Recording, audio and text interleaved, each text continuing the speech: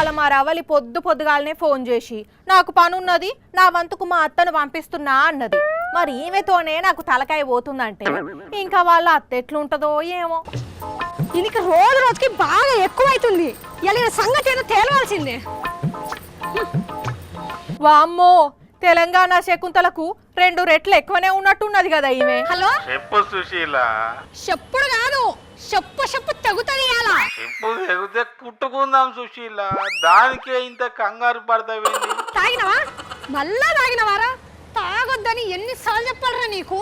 నువ్వు ఇవాళ ఇంటికి రా, నీ సంగతి అవుతుంది. వద్దు సుశీల, ఇప్పటికే వారం రోజుల నుంచి ఊపిరాడకుండా కొడుతున్నావు. ఇప్పుడు కూడా కొడతా అంటే నేను ఇంటికి రానంటే నువ్వు కనుక ఇవాళ ఇంటికి రాలేదనుకో బిడ్డ, నేను ఆడికొచ్చి పళ్ళ సరుస్తారు ఏమనుకుంటున్నావు? ఇక్కడికి వస్తే దోస్తుగా అమ్మగడు ఇచ్చదు సుశీల.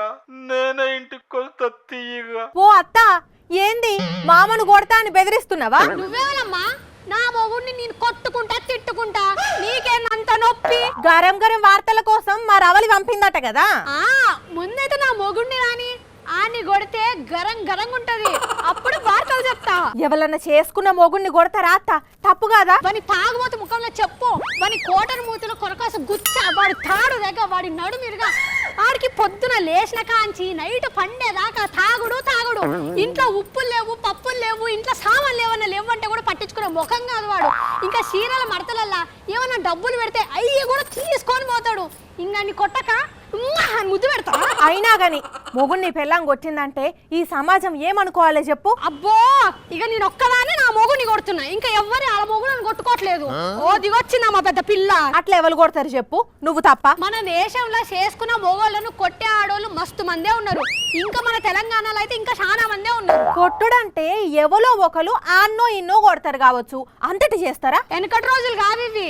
భర్త తప్పు చేస్తే భార్య సైలెంట్ కూర్చొని ఉండడానికి, తప్పు చేస్తే బరాబర్ భార్యలు కొడుతూనే ఉంటారు.